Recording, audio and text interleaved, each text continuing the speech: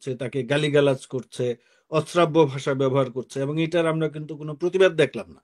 Bangladesh high commission থেকে তো British অথরিটিকে বলা উচিত ছিল যে আওয়ামী লীগের নামে যারা জড়ো হয়ে মিছিল সমাবেশ করছে এরা গণহত্যাকারী, এদের তো সভা সমাবেশ করার অধিকার নাই। যেই কীর্তিকলাপ হইল সেখানে এই ডক্টর ইউনূসের হোটেলের সামনে আওয়ামী লীগের লোকজন, এই যে তিনজন এমপি, মেয়র, যাদের বিরুদ্ধে হত্যার মামলা আছে, যারা দেশে গেলে অ্যারেস্ট হওয়ার কথা, তারা গিয়ে যে মিছিল করলো, তাদের বিপক্ষে গিয়ে যে আরো 200 মানুষ দাঁড়াবে, কোথায় লোক কোথায়? উপর আমি যেটা বলবো যে এই সরকার কোনো কিছুই করতে পারছে না, টোটালি একটা ব্যর্থ সরকার। তারা না করতে পারছে বিচার, না নির্বাচনের জন্য প্রস্তুত করতে পারছে, না সংস্কারের জন্য প্রস্তুত করতে পারছে। সংস্কারের নামে কিছু আজগুবি, অলীক এবং অবাস্তব প্রস্তাব তারা দিয়েছে।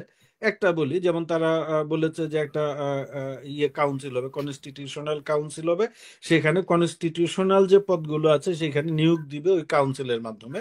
সেখানে সরকারি দলের 2 জন থাকবেন, বিরোধী দলের 2 জন থাকবেন, আরো নমিনেটেড লোকজন থাকবেন, চিফ জাস্টিস থাকবেন, ভালো। এখন আপনি ফাইন, আপনি কনস্টিটিউশনাল পদে দুর্নীতি দমন কমিশন, নির্বাচন কমিশন, প্রধান বিচারপতি নিয়োগ, আরো যেগুলো পদ আছে সেগুলোতে আপনি সার্চ কমিটি বা কাউন্সিলের মাধ্যমে নিয়োগ দেন।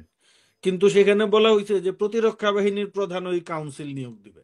এখন প্রতিরক্ষা বাহিনীর প্রধান তো কনস্টিটিউশনাল পদ না, আপনাকে এগুলা বুঝতে হবে।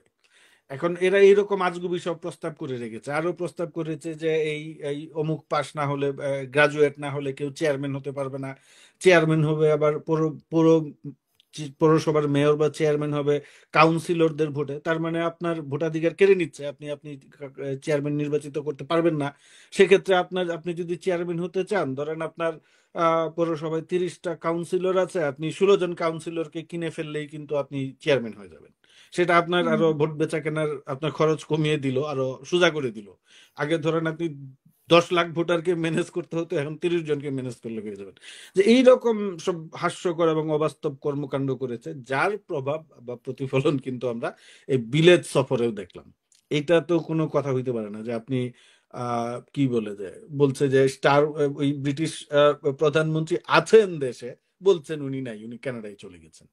এটা মানে আপনি কোন পর্যায়ের দায়িত্বশীল আচরণ বলে মনে করেন রাষ্ট্রের পর্যায় থেকে? এবং আরো যেটা আমরা আরেকটা জিনিস দেখলাম, যে ডক্টর ইউনূস সেখানে গেলেন, সেইখানে এই যে গণহত্যাকারী আওয়ামী লীগের লোকজন জড়ো হয়ে তার বিরুদ্ধে মিছিল করছে, তাকে গালিগালাজ করছে, অশ্রাব্য ভাষা ব্যবহার করছে, এবং এটার আমরা কিন্তু কোনো প্রতিবাদ দেখলাম না।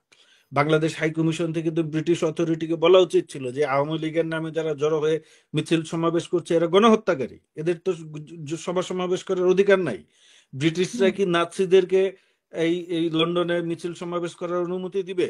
তো নাৎসিরাও তো আপনার কিন্তু আমরা গণহত্যাকারী। তো দেখলাম যে বেশ কয়েকদিন থেকে, শুধু একদিন না, হ্যাঁ, মানে টানা কয়েকদিন ধরেই টানা হচ্ছে। তারা কর্মসূচি পালন করে এখন যাচ্ছে। এখন এই এই সরকার যে এইটা যে আপনার আটকাবে, সেই এই সরকার যে বলবে আমাদের হাই কমিশন থেকে, বা ধরেন সরকারের দায়িত্বশীলরা যে ব্রিটিশ অথরিটিকে বলবে যে এটা এরা যেন সংঘবদ্ধ হতে না পারে, মিছিল করতে না পারে, কারণ এরা হচ্ছে মানবতা বিরোধী শক্তি, এরা গণহত্যা, মাস কিলিং এর সঙ্গে জড়িত। ওইখানে 3 জন এমপি আছেন যাদের বিরুদ্ধে হত্যা মামলার অভিযোগ আছে, তারা গিয়ে মিছিল করছে। কারণ সেই ক্যাপাসিটি, যোগ্যতা এবং সৎ সাহস এই সরকারের নাই তো। এই হুম। সরকার তো ধরেন এখন যে বলবে সেই এবং এটা তো একটা জনবিচ্ছিন্ন সরকারে পরিণত হয়েছে। আমি খোলাখুলি ভাবেই বলি, এনসিপি আর জামাতের উপর নির্ভর করে তো সরকার চলতে পারবে না, টিকতে পারবে না। কই এই এনসিপি জামাতের লোকজন কই লন্ডনে? আওয়ামী লীগের কিন্তু লোকজনকে আটকাইতে পারছে? প্রবাসীরা ছিল, এনসিপি আর জামাত না তো, লন্ডনে তো না না প্রবাসী, না, আপনি প্রবাসী এই বাঙালিরা। এনসিপি আর জামাত, এই যে সরকারের যে মানে মূলত আমরা যদি সাদা চোখে দেখি, বিএনপির সঙ্গে সরকারের একটা দূরত্ব তৈরি হয়েছে নির্বাচন নিয়ে। তো আমরা যদি এইভাবে চিন্তা করি যে বিএনপি বিষয়টা নিয়ে গুরুত্ব দেয় নাই, গায়ে তুলে নাই, তাইলে এখন এই যে যেই কীর্তিকলাপ হইল সেখানে এই ডক্টর ইউনূসের হোটেলের সামনে আওয়ামী লীগের লোকজন, এই যে 3 জন এমপি, মেয়র, যাদের বিরুদ্ধে হত্যার মামলা আছে, যারা দেশে গেলে অ্যারেস্ট হওয়ার কথা, তারা গিয়ে যে মিছিল করলো, তাদের বিপক্ষে গিয়ে যে আরো 200 মানুষ দাঁড়াবে, কোথায় লোক কোথায়? আমি তো দেখলাম না। আলতাবাড়ি টানা পার্কে 3 দিন অনেক ধরে লোক আওয়ামী হয়েছে, লীগের লন্ডনের লোকজন হোটেলের মিছিল সামনে করে সেদিন যাচ্ছে, সকালে। সমাবেশ করে যাচ্ছে। আমি তো সেটার কোনো প্রতিবাদ দেখলাম না। আমি তো ভিডিও দেখেছি, লাইভ দেখেছি। সেখানে আমি তো দেখলাম না যে 10 জন মানুষ গিয়ে বলতেছে যে তুমি কিলার, তুমি খুনি, তুমি এখানে কি চাও। এটা এটা এটা তো আপনার ব্রিটিশ হোম মিনিস্ট্রিতে জানাইলেই হইতো। জুলাই আগস্টের যে ইভিডেন্স আছে, আপনি সেই প্রমাণ দিয়ে তাদেরকে যদি বলতেন যে এরা হইল সেই, তাহলে তো আমার ধারণা ব্রিটিশ সরকার তাদেরকে অনুমতি দিবে না। তো এখন ধরেন কেন দিতে পারে নাই, কারণ আমার কাছে যেটা মনে হয় যে এই সরকারের সঙ্গে পরিষ্কার ভাবে, এবং এই যে এনসিপি টেনসিপি যেগুলা বলেন দলটল, এদের সঙ্গে আওয়ামী লীগের একটা আঁতাত হয়ে গিয়েছে, যোগাযোগ আছে, যোগসাজশ আছে। নাহলে এটা কিভাবে কি করে সম্ভব, আমার কাছে তো বুঝ আসে না এই বিষয়গুলা।